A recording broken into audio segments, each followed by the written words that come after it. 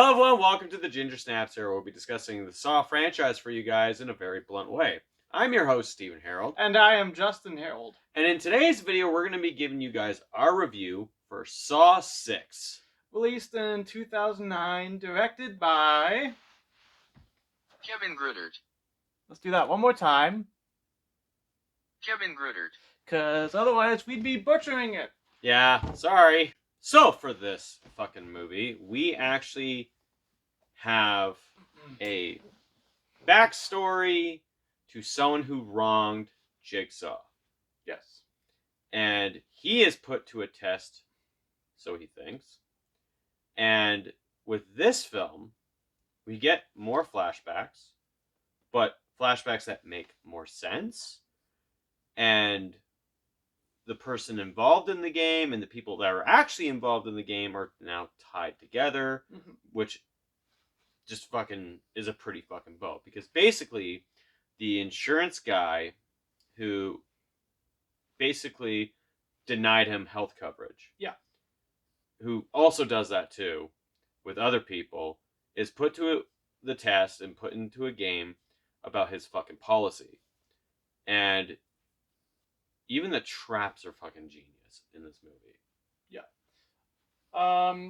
Another plot, though, is basically involving Hoffman trying to clean up the mess of basically framing Strom, thank you, and just making sure that there's nothing pointing the finger towards him.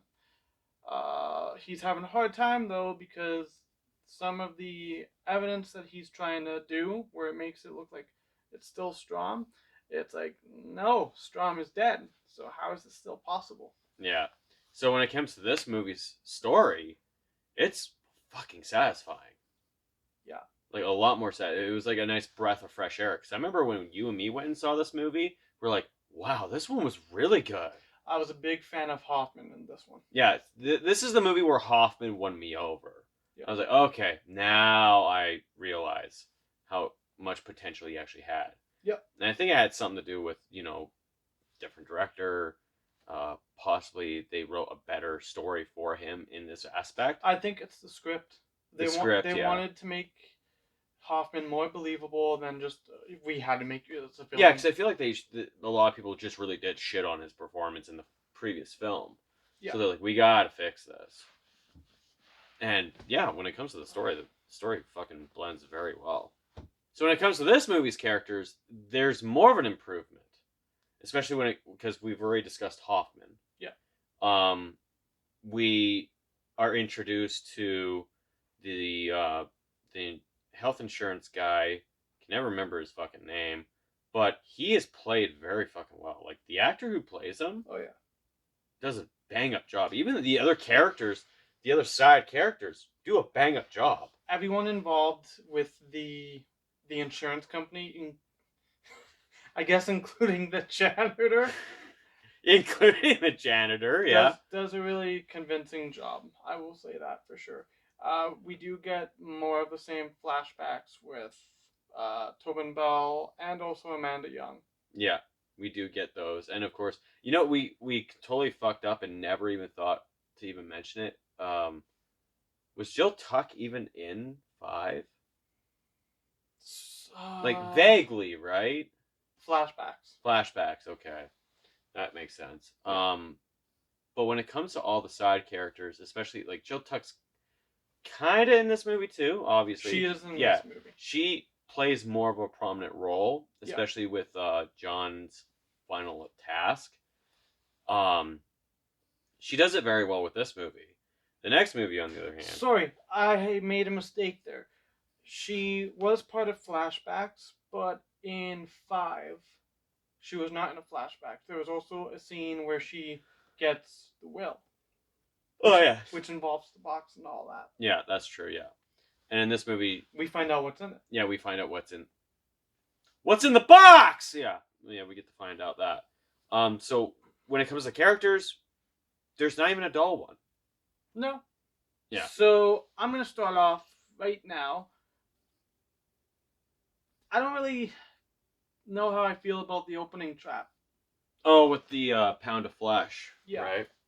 I don't have a gripe with the female in it.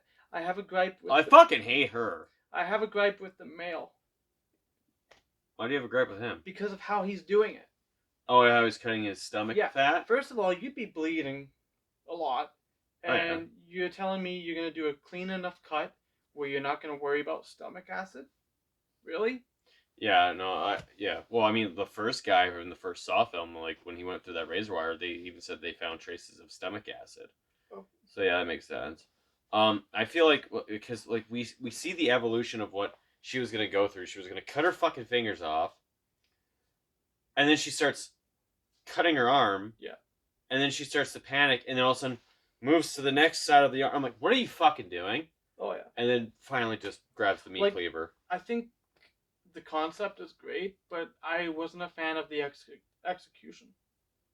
With just the trap itself, like The trap The itself, bolts going into their temples. fine with that, Okay. and still had no problem with the female aspect. It's just the male aspect and what he's trying to do. Okay. Well, yeah, I mean, like, besides those two side characters, whatever. Yeah. So you don't have a problem with that trap. So when we get to the insurance traps, we have the smoker, the air trap. I like that trap. Even though it has such a big, massive disadvantage, but also there's a little bit of a flaw, and I even talked to you about this too, where I was just like, you know, if you just hold your breath, and this is coming from a previous smoker, if you just hold your fucking breath and do little puffs of air, you can literally survive that trap. See, Like, you could. you are missing the point, though. The point is, the insurance company has flaws of its own because That's it's true, a yeah. bullshit policy. So guess what?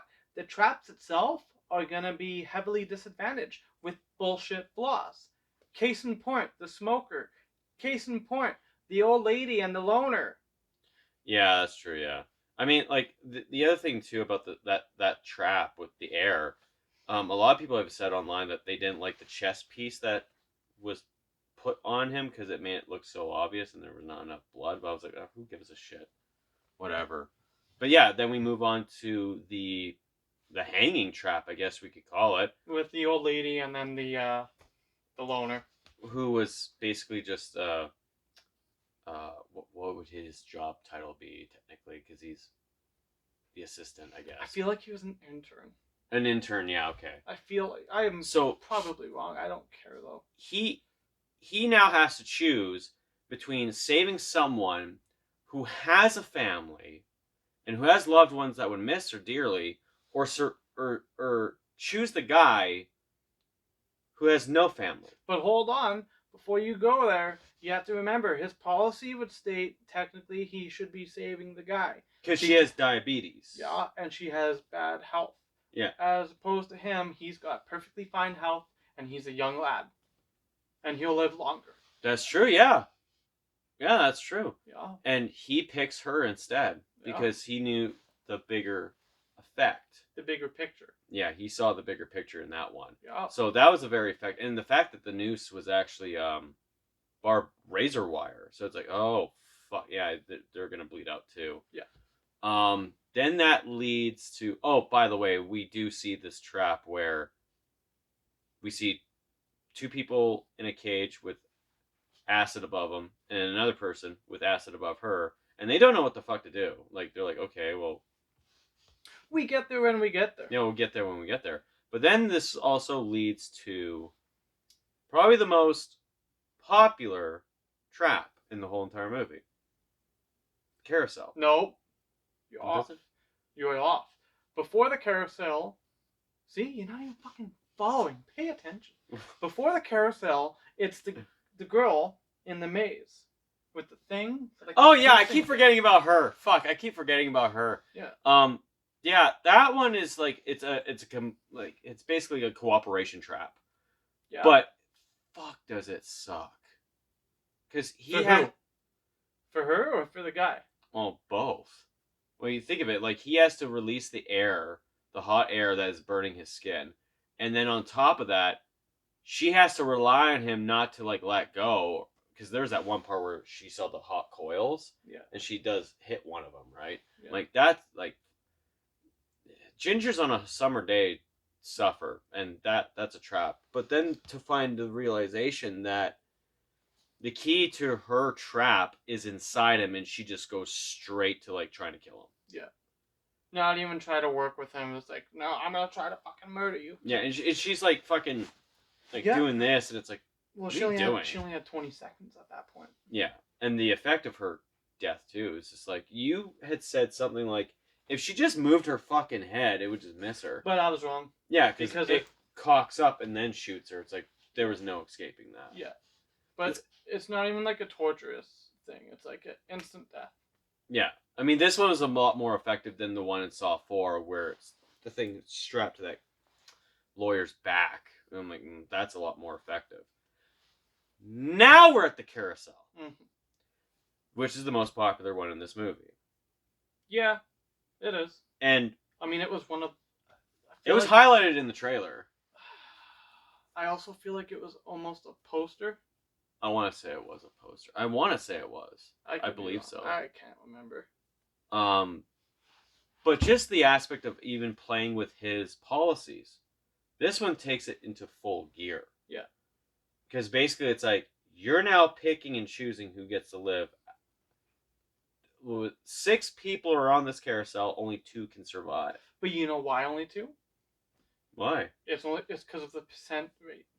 So it was basically, with his policy, from what my understanding was, he had, with his policy, it was like a 60% success rate, which is, oh no, I feel like I'm wrong. Sorry, 40, 60%. It was around that range. But he dumbs it down to basically dumbs it down to basically the number of people who get to live, which is the 2, matches the percent rate to actually have a successful, like, yes, you qualify. yeah. And how he had to pick and choose, basically like almost an unfair event. You're basically bribing him. Like you gotta make up some sort of quirky point. Like You lie. If you're a woman, you'd be like, I'll suck your dick. Well, none of them do that. Wasted opportunity. Well, one of them says she's pregnant, but the one guy's like, no, she's fucking lying. And it's like, yeah, you're fucking lying. And then, yeah, you get shot. Then the one girl gets saved because she has children. She's a single mom. What was the other chick's reasoning for surviving? She was just pleading. Pleading. It was really just pleading like crazy. And at that point, it was between her or the guy. Yeah. Who, the minute when he found out, he was just fucking. Yeah, he let it all fucking out. Like, Yeah. he was just like, your policy is bullshit. And it's like, okay. But I mean, like, even it's effective too, because it's like, it's a shotgun at that close of a range. It's like, yeah, that's gonna kill you. It's a good trap. I do like it. Yeah. I mean, some people would say online, like, why couldn't he just put something in the thing to, like, prevent him from getting stabbed? Like what? Like, What would be in that area? Like, what? You think he was gonna, after he took off the collars for the bomb strapped to each limb, that he was gonna just save it and like, oh, hey, I could use this? Oh, fucking no. People don't think like that. Yeah. And then we get to the last trap of the... Well, the second last trap of the movie. Which is where he finds out...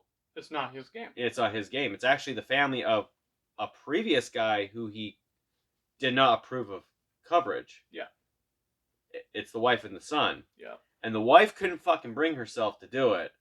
But the son was like, nah, fuck you, yeah, bitch. Fuck you, motherfucker. And just gets him. And the other person that's in the other cell basically is his sister. Yeah. So she gets to watch her brother in one of the most gruesome fucking ways to die. Oh, it's a good one though. Like, I like oh it. God, getting not only speared by how many fucking spikes, but also getting acid injected into you. And you can even see in that moment where it's like it starts to bleed out through his shirt. It's like, oh fuck, it's working fast. Well, like how many of them were in him at that point? Oh yeah. And I was like, oh. And then the see the aftermath of the lower part of your body just fall over and the guts. I'm like, oh, So chef's hot. kiss. Fuck, so good. But then there's the other trap, which was part of Jill's will, or John's will to Jill, puts Hoffman in the reverse bear trap 2.0, which we somewhat see. You see an effect. You see an effect, but Hoffman was smart. He broke his thumb. He wedged that thing in between the pipes, which basically let him free. But he also cut his cheek in the process, which... Oh man, I know you're going to fucking say something about this. In the next film, I have to even clarify that... Nah, I don't like how they did not follow up with continuity on that one. Because when we see that final shot of him, like, struggling, like, that cheek is fucking shredded. Yeah. I'm like, oh, God. And you know what else I noticed? You know what else I noticed in this one? What'd you notice? Yeah, you're right. Continuity error. Red blood. Something that isn't in the next film. Suddenly that blood changed. Fuck, I can't wait to get to this fucking other movie. I can't wait. But, aside from that, though... The traps are good! And that was actually an interesting ending. I was like, wow. Second straight Saw movie where it wasn't like a game over. Well, I mean, technically, yes, because Jill does say it. Yeah. I don't think Jill expected him to... No, Jill did not expect him to survive. Yeah. So, all in all the traps are fucking handled very well in this movie. No, you said... No, you didn't. Because you didn't like the breathing one.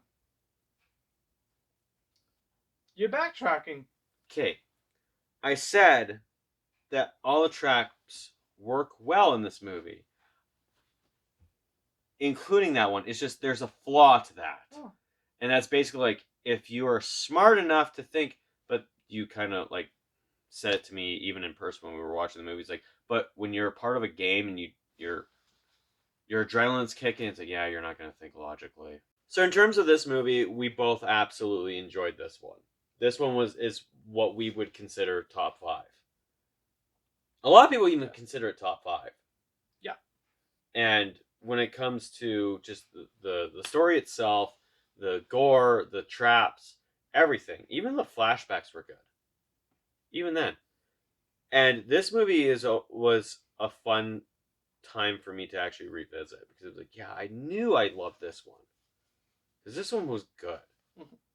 So, in terms of my rating, I'm going to give this movie a 7 out of 10.